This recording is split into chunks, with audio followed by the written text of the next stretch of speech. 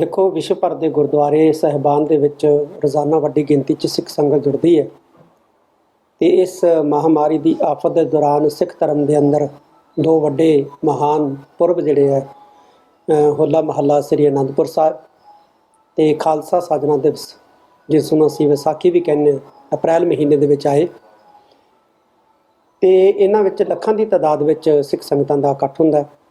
ਇਹ ਮਹੱਤਵਪੂਰਨ ਇਤਿਹਾਸਕ ਤੇ ਧਾਰਮਿਕ ਉਤਸਵ ਗੁਰਪੁਰਬਾਂ ਉੱਤੇ ਸੰਗਤ ਦੇ ਵੱਡੇ ਇਕੱਠਾਂ ਨੂੰ ਰੋਕਣਾ ਇੱਕ ਬਹੁਤ ਵੱਡਾ ਜਿਹੜਾ ਚੁਣੌਤੀਪੂਰਨ ਕਾਰਜ ਸੀ। ਦੂਸਰਾ, ਡਾਕਟਰੀ ਸਹੂਲਤਾਂ ਤੇ ਗਰੀਬਾਂ ਲਈ ਭੋਜਨ, ਦਵਾਈਆਂ ਤੇ ਸਰਕਾਰੀ ਪ੍ਰਬੰਧ ਲੋੜ ਅਨੁਸਾਰ ਨਾ ਹੋਣਾ ਵੀ ਇੱਕ ਬਹੁਤ ਵੱਡੀ ਚੁਣੌਤੀ ਸੀ। ਲਾਕਡਾਊਨ ਤੇ ਕਰਫਿਊ ਕਾਰਨ ਸਮਾਜ ਦੇ ਅਤ ਗਰੀਬ ਲੋੜਵੰਦਾਂ ਤੱਕ ਖਾਣੇ, ਦਵਾਈਆਂ ਨੂੰ ਸਮੇਂ ਸਿਰ ਪਹੁੰਚਾਉਣਾ ਵੀ ਇੱਕ ਵੱਡੀ ਚੁਣੌਤੀ ਸੀ। ਕੋਰੋਨਾ ਵਾਇਰਸ ਦੀ ਗੰਭੀਰਤਾ ਨੂੰ ਦੇਖਦਿਆਂ ਸ੍ਰੀ ਅਕਾਲ ਤਖਤ ਸਾਹਿਬ ਤੋਂ ਪੰਜ ਸਿੰਘ ਸਾਹਿਬਾਨ ਦੀ ਮੀਟਿੰਗ ਕਰਕੇ ਵੀਡੀਓ ਕਾਨਫਰੰਸ ਰਾਹੀਂ ਸਿੱਖ ਸੰਗਤ ਨੂੰ ਵੱਡੇ ਇਕੱਠ ਕਰਨ ਦੀ ਥਾਂ ਆਪੋ ਆਪਣੇ ਘਰਾਂ ਦੇ ਵਿੱਚ ਧਾਰਮਿਕ ਪਾਠ ਪੂਜਾ ਕਰਨ ਦੀ ਅਪੀਲ ਕੀਤੀ ਗਈ ਤਾਂ ਜੋ ਕਰੋਨਾ ਦੀ ਮਹਾਮਾਰੀ ਨੂੰ ਫੈਲਣ ਤੋਂ ਰੋਕਿਆ ਜਾ ਸਕੇ। ਇਸ ਸਬੰਧ ਵਿੱਚ ਸਿੱਖ ਸੰਸਥਾਵਾਂ ਤੇ ਗੁਰਦੁਆਰਿਆਂ ਦੇ ਪ੍ਰਬੰਧਕਾਂ ਨੂੰ ਪ੍ਰੇਰਿਆ ਗਿਆ, ਵੱਡੇ ਇਕੱਠ ਕਰਨ ਤੋਂ ਗੁਰੇਜ਼ ਕਰਨ ਦੇ ਲਈ ਪ੍ਰੇਰਨਾ ਦਿੱਤੀ ਗਈ। ਇਸ ਸੰਕਟ ਦੇ ਮੌਕੇ ਪੰਜਾਬ ਦੇ ਵਿੱਚ ਪ੍ਰਵਾਸੀ ਮਜ਼ਦੂਰਾਂ, ਗਰੀਬਾਂ, ਲੋੜਵੰਦਾਂ ਦੀ ਸਹਾਇਤਾ ਲਈ ਸੱਜਰੇ ਤੇ ਸੁਚੱਜੇ ਪ੍ਰਬੰਧ ਕੀਤੇ ਗਏ। ਮੈਨੂੰ ਖੁਸ਼ੀ ਹੈ ਕਿ ਸਿੱਖ ਸੰਗਤਾਂ ਨੇ ਸ੍ਰੀ ਅਕਾਲ ਤਖਤ ਸਾਹਿਬ ਤੋਂ ਹੋਏ ਆਦੇਸ਼ ਨੂੰ ਪ੍ਰਵਾਨ ਕਰਦਿਆਂ ਗੁਰਦੁਆਰਿਆਂ ਵਿੱਚ ਵੱਡੇ ਇਕੱਠ ਕਰਨ ਤੋਂ ਗੁਰੇਜ਼ ਕੀਤਾ। ਲੋੜਵੰਦਾਂ ਲਈ ਪੂਰੇ ਵਿਸ਼ਵ ਦੇ ਅੰਦਰ ਹੀ ਸਿੱਖਾਂ ਨੇ ਲੰਗਰ ਦੇ ਪ੍ਰਬੰਧ ਕੀਤੇ। ਡਾਕਟਰਾਂ, ਨਰਸਾਂ ਤੇ ਹੋਰ ਸਿਹਤ ਕਾਮਿਆਂ ਦੀ ਰਿਹਾਇਸ਼ ਲਈ ਗੁਰਦੁਆਰਿਆਂ ਦੀਆਂ ਸਰਾਵਾਂ ਨੂੰ ਜਿਹੜਾ ਹੈ ਉਹ ਖੋਲ੍ਹਿਆ ਔਰ ਕੁਆਰੰਟੀਨ ਵਾਸਤੇ ਵੀ ਗੁਰਦੁਆਰਾ ਸਾਹਿਬਾਨ ਦੀਆਂ ਸਰਾਵਾਂ ਦਾ ਇੱਕ ਜਿਹੜਾ ਹੈ ਯੋਗ ਪ੍ਰਬੰਧ ਕੀਤਾ। ਖਾਣੇ ਦਾ ਪ੍ਰਬੰਧ ਕਰਨ ਤੋਂ ਇਲਾਵਾ ਜਿਹੜੇ ਹੈ ਇਕਾਂਤਵਾਸ ਕੇਂਦਰ ਜਿਹੜੇ ਹੈ ਸਥਾਪਿਤ ਕੀਤੇ ਗਏ ਸਰਾਵਾਂ ਦੇ ਅੰਦਰ, ਤੇ ਇਹਨਾਂ ਪ੍ਰਬੰਧਾਂ ਨੂੰ ਸੁਚਾਰੂ ਢੰਗ ਦੇ ਨਾਲ ਨਪੇਰੇ ਚਾੜ੍ਹਨਾ ਜਿਹੜਾ ਹੈ ਇੱਕ ਬਹੁਤ ਵੱਡੀ ਚੁਣੌਤੀ ਸੀ।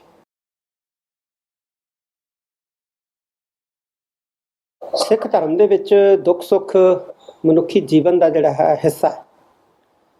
ਪ੍ਰਭੂ ਦੀ ਰਜ਼ਾ ਵਿੱਚ ਰਹਿ ਕੇ ਇਹਨਾਂ ਨੂੰ ਪ੍ਰਵਾਨ ਕਰਨਾ ਚਾਹੀਦਾ ਹੈ, ਇਹ ਸਾਨੂੰ ਗੁਰਬਾਣੀ ਸਮਝਾਉਂਦੀ ਹੈ। ਮਨੁੱਖਤਾ ਦਾ ਇਤਿਹਾਸ ਗਵਾਹ ਹੈ ਕਿ ਵੱਖ-ਵੱਖ ਸਮਿਆਂ ਉੱਤੇ ਮਾਨਵ ਜਾਤੀ ਨੂੰ ਅਨੇਕਾਂ ਸੰਕਟਕਾਲੀਨ ਸਥਿਤੀਆਂ ਵਿੱਚੋਂ ਲੰਘਣਾ ਪਿਆ ਹੈ, ਪਰ ਹਰ ਵਾਰ ਮਨੁੱਖ ਉਹਨਾਂ ਵਿੱਚੋਂ ਜੇਤੂ ਹੋ ਕੇ ਨਿਕਲਦਾ ਵੀ ਆਇਆ।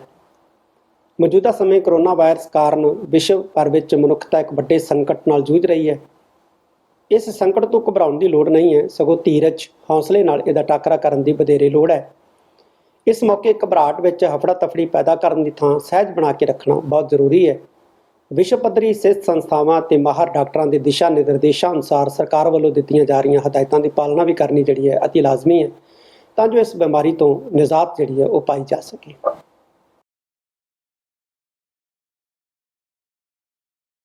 ਅੱਜ ਲੋਕ ਇਕਾਂਤਵਾਸ ਵਿੱਚ ਹਨ, ਆਪੋ ਆਪਣੇ ਘਰਾਂ ਵਿੱਚ ਬੰਦ ਹਨ। ਇੱਕ ਬਹੁਤ ਹੀ ਅਸਾਧਾਰਨ ਸਥਿਤੀ ਹੈ, ਅਸਹਿਜ ਸਥਿਤੀ ਹੈ ਔਰ ਹਾਲਾਤ ਆਮ ਵਰਗੇ ਨਾ ਹੋਣ ਕਾਰਨ ਸਾਰਿਆਂ ਨੂੰ ਨਿੱਜੀ ਆਦਤਾਂ ਨਾਲ ਸਮਝੌਤੇ ਕਰਨ ਲਈ ਮਜਬੂਰ ਹੋਣਾ ਪੈ ਰਿਹਾ ਹੈ, ਜੋ ਮਾਨਸਿਕ ਪਰੇਸ਼ਾਨੀ ਤੇ ਉਦਾਸੀ ਦਾ ਵੀ ਕਾਰਨ ਬਣ ਰਹੇ। ਅੱਜ ਬਹੁਤ ਸਾਰੇ ਲੋਕ ਆਪਣੇ ਘਰਾਂ ਤੇ ਪਰਿਵਾਰਾਂ ਤੋਂ ਦੂਰ ਫਸ ਜਾਣ ਕਰਕੇ ਡਿਪਰੈਸ਼ਨ ਦਾ ਸ਼ਿਕਾਰ ਹੋ ਰਹੇ ਹੈ। ਇਸ ਸੰਕਟ ਦਾ ਟਾਕਰਾ ਕਰਨ ਲਈ ਅਰਦਾਸ, ਬੰਦਗੀ ਦਾ ਸਹਾਰਾ ਲੈਣਾ ਚਾਹੀਦਾ ਹੈ। ਮਨ ਵਿੱਚ ਨਕਾਰਾਤਮਕ ਖਿਆਲ ਲਿਆਉਣ ਦੀ ਥਾਂ ਹਾਂ ਪੱਖੀ ਤੇ ਉਸਾਰੂ ਵਿਚਾਰਨ ਨਾਲ ਮਾਨਸਿਕਤਾ ਜਿਹੜੀ ਹੈ ਦ੍ਰਿੜ ਕਰਨ ਦੀ ਵਧੇਰੇ ਲੋੜ ਹੈ। ਨਿਰਾਸ਼ਾ ਦਾ ਤਿਆਗ ਕਰਕੇ ਆਸਵੰਦ ਰਹਿਣਾ ਤੇ ਆਪਣੀ ਆਪਣੀ ਸਮਰੱਥਾ ਅਨੁਸਾਰ ਕੁਝ ਸਿਰਜਣਾਤਮਕ ਕਾਰਜਾਂ ਵਿੱਚ ਰੁਝੇਵਾ ਬਣਾ ਕੇ ਰੱਖਣਾ ਇਸ ਸਮੇਂ ਦੀ ਲੋੜ ਹੈ। ਇਸ ਦੇ ਨਾਲ ਹੀ ਧਰਮ ਵਿੱਚ ਆਸਥਾ ਰੱਖਣ ਵਾਲਿਆਂ ਲਈ ਭਜਨ, ਬੰਦਗੀ, ਪੂਜਾ ਪਾਠ ਵਿੱਚ ਕੁਝ ਸਮਾਂ ਚਿੰਤਨ ਕਰਦਿਆਂ ਮਨੁੱਖ ਦੇ ਭਲੇ ਲਈ ਅਰਦਾਸ ਕਰਨੀ ਚਾਹੀਦੀ ਹੈ ਤੇ ਮਨ ਵਿੱਚ ਇਹ ਖਿਆਲ ਰੱਖਿਆ ਜਾਵੇ ਕਿ ਮਨੁੱਖਤਾ ਤੇ ਆਈ ਆਫਤ ਵਿੱਚੋਂ ਅਸੀਂ ਜੇਤੂ ਹੋ ਕੇ ਜ਼ਰੂਰ ਨਿਕਲਾਂਗੇ।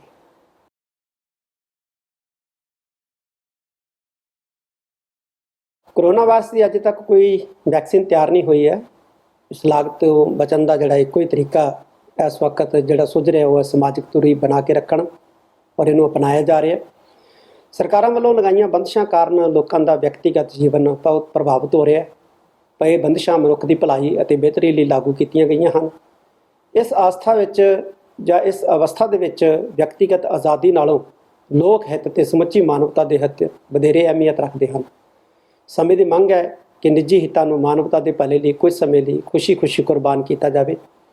ਇਸ ਮਹਾਮਾਰੀ ਕਾਰਨ ਵੱਧ ਰਹੀਆਂ ਆਰਥਿਕ ਮੁਸ਼ਕਲਾਂ ਤੋਂ ਇਲਾਵਾ ਸਾਡੇ ਬਹੁਤ ਹੀ ਪਿਆਰੇ ਅਜ਼ੀਜ਼ ਸਾਨੂੰ ਸਦੀਵੀ ਵਿਛੋੜਾ ਦੇ ਰਹੇ ਹਨ। ਇਸ ਵਾਪਰ ਰਹੇ ਕੁਦਰਤੀ ਵਰਤਾਰੇ ਨੂੰ ਅਕਾਲ ਪੁਰਖ ਦਾ ਭਾਣਾ ਮੰਨ ਕੇ ਸਵੀਕਾਰ ਕਰਨ ਦੇ ਵਿੱਚ ਹੀ ਸਾਡਾ ਭਲਾ ਹੈ, ਕਿਉਂਕਿ ਜੀਵਨ ਤੇ ਮੌਤ ਵਾਹਿਗੁਰੂ ਦੇ ਆਪਣੇ ਹੱਥ ਹੈ, ਜਿਸ ਉੱਤੇ ਬੰਦੇ ਦਾ ਕੋਈ ਜ਼ੋਰ ਨਹੀਂ ਚੱਲ ਸਕਦਾ।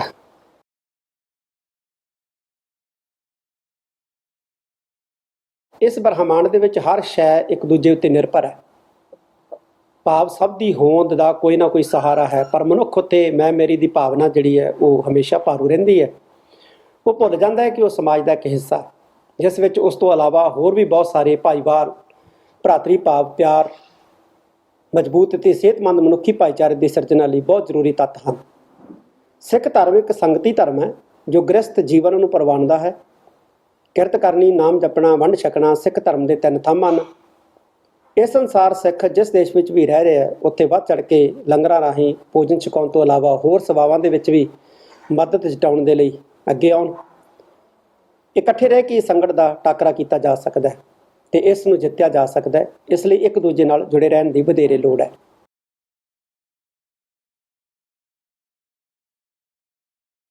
ਦੇਖੋ, ਕਰੋਨਾ ਵਾਇਰਸ ਦਾ ਟਾਕਰਾ ਕਰਦੇ ਹਾਂ, ਜਿੱਥੇ ਅਸੀਂ ਆਪਣੀ ਸੁਰੱਖਿਆ ਘੇਰੇ ਵਿੱਚ ਰਹਿਣਾ ਹੈ, ਉੱਥੇ ਦੂਜਿਆਂ ਦੀ ਸਮਰੱਥਾ ਅਨੁਸਾਰ ਸਹਾਇਤਾ ਵੀ ਜ਼ਰੂਰੀ ਕਰਨੀ ਹੈ।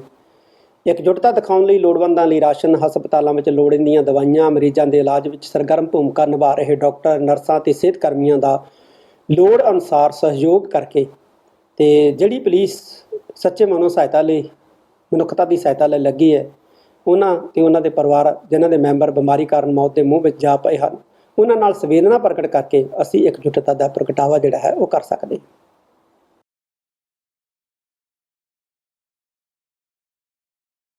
ਇਸ ਮਹਾਮਾਰੀ ਦਾ ਅਧਿਆਤਮਕ ਮਹੱਤਵ ਜਿਹੜਾ ਹੈ ਉਹ ਬਹੁਤ ਵੱਡਾ ਹੈ। ਉਤਪਤ ਪਰਲੋ ਹੋਣ ਤੇ ਆਫਤਾਂ ਆਉਣਾ ਦਾ ਇੱਕ ਲੰਬਾ ਇਤਿਹਾਸ ਹੈ, ਲੰਬੀ ਹਿਸਟਰੀ ਹੈ। ਕਰੋਨਾ ਨੇ ਦਰਸਾ ਦਿੱਤਾ ਹੈ ਕਿ ਸਾਰੇ ਮਨੁੱਖ ਬਰਾਬਰ ਹਨ। ਅਮੀਰ, ਗਰੀਬ, ਧਰਮ, ਨਸਲ, ਰੰਗ, ਦੇਸ਼ ਆਦਿ ਦੇ ਵਖਰੇਵੇਂ ਜਾਂ ਭੇਦਭਾਵ ਬਿਲਕੁਲ ਹੀ ਗਲਤ ਹਨ, ਨਿਰਮੂਲ ਹਨ। ਮਨੁੱਖਤਾ ਨੇ ਰੱਬੀ ਹਦਾਇਤਾਂ ਦੇ ਹੁਕਮਾਂ ਦੀ ਉਦੂਲੀ ਕੀਤੀ ਹੈ। ਐਸ਼ੋ ਇਸ਼ਰਤ ਦੀ ਦੌੜ ਵਿੱਚ ਕੁਦਰਤੀ ਨਿਯਮਾਂ ਦੀ ਬੇਕਿਰਕੀ ਨਾਲ ਉਲੰਘਣਾ ਕੀਤੀ ਹੈ। ਕੁਦਰਤ ਦੇ ਨਾਲ ਸਮਤੋਲ ਬਣਾਈ ਰੱਖਣ ਵਿੱਚ ਕੁਦਰਤੀ ਨਿਯਮਾਂ ਦੀ ਅਣਦੇਖੀ ਕੀਤੀ ਹੈ। ਕੁਦਰਤ ਨੇ ਮਨੁੱਖ ਨੂੰ ਠੀਕ ਰਸਤੇ ਉੱਤੇ ਲਿਆਉਣ ਲਈ ਇਹ ਸਥਿਤੀ ਪੈਦਾ ਕੀਤੀ। ਇਸ ਸੰਕਟ ਨੇ ਅਹਿਸਾਸ ਕਰਵਾਇਆ ਹੈ ਕਿ ਕੁਦਰਤ ਨਾਲ ਸਾਵਾਂਪਣ ਬਣਾਈ ਰੱਖਣਾ ਕਿੰਨਾ ਜ਼ਰੂਰੀ ਹੈ। ਵਿਸ਼ਵ ਦੀਆਂ ਵੱਡੀਆਂ ਤਾਕਤਾਂ ਨੂੰ ਆਪਣਾ ਹੰਕਾਰ ਛੱਡ ਕੇ ਇਸ ਸੱਚਾਈ ਨੂੰ ਪ੍ਰਵਾਨ ਕਰਨਾ ਪਵੇਗਾ ਕਿ ਮਨੁੱਖਤਾ ਇੱਕ ਵਿਸ਼ਵ ਭਾਈਚਾਰਾ ਹੈ ਤੇ ਸਾਰੇ ਇੱਕ ਦੂਜੇ ਨਾਲ ਬੱਝੇ ਹੋਏ ਹਨ, ਜਿਸ ਕਰਕੇ ਨੀਤੀਆਂ ਤੇ ਨਜ਼ਰੀਆ ਵਿਸ਼ਵ ਵਿਆਪੀ ਬਣਾਉਣ ਦੀ ਵਧੇਰੇ ਲੋੜ ਹੈ। ਅੰਤ ਵਿੱਚ ਮੈਂ ਕਹਿਣਾ ਚਾਹੁੰਦਾ ਹਾਂ ਕਿ ਦੁੱਖ ਸੁੱਖ ਦਾ ਚੱਕਰ ਚੱਲਦਾ ਰਹਿੰਦਾ ਹੈ ਤੇ ਮੌਜੂਦਾ ਤਰਾਸਦੀ ਵੀ ਖਤਮ ਹੋ ਜਾਵੇਗੀ। ਇਸ ਤੋਂ ਸੰਜਮ, ਸਹਿਜ, ਬੰਦਗੀ ਤੇ ਸਕਾਰਾਤਮਕ ਮਾਨਸਿਕ ਪਹੁੰਚ ਰਾਹੀਂ ਨਿਜਾਤ ਪਾਈ ਜਾ ਸਕੇ। ਇਸ ਉੱਪਰ ਕਾਬੂ ਪਾਉਣ ਲਈ ਸਰਬਪੱਖੀ ਤੇ ਸਰਬ ਸਾਂਝੇ ਉਪਰਾਲਿਆਂ ਦੀ ਅੱਜ ਬਹੁਤ ਲੋੜ ਹੈ। ਇਸ ਮੌਕੇ ਵੱਖ-ਵੱਖ ਮੁਲਕਾਂ ਦੇ ਨਾਲ-ਨਾਲ ਹਰ ਨਾਗਰਿਕ ਦੀ ਇਹ ਪ੍ਰਮੁੱਖ ਜ਼ਿੰਮੇਵਾਰੀ ਹੈ ਕਿ ਉਹ ਮਾਨਵਤਾ ਉੱਤੇ ਬਣੇ ਇਸ ਭਿਅੰਕਰ ਸੰਕਟਕਾਲੀਨ ਸਮੇਂ ਆਪੋ ਆਪਣਾ ਬਣਦਾ ਯੋਗਦਾਨ ਪਾਵੇ। ਮੈਂ ਸਰਬੱਤ ਦੇ ਭਲੇ ਦੀ ਅਰਦਾਸ ਕਰਦਾ। ਵਾਹਿਗੁਰੂ ਜੀ ਕਾ ਖਾਲਸਾ, ਵਾਹਿਗੁਰੂ ਜੀ ਕੀ ਫਤਿਹ।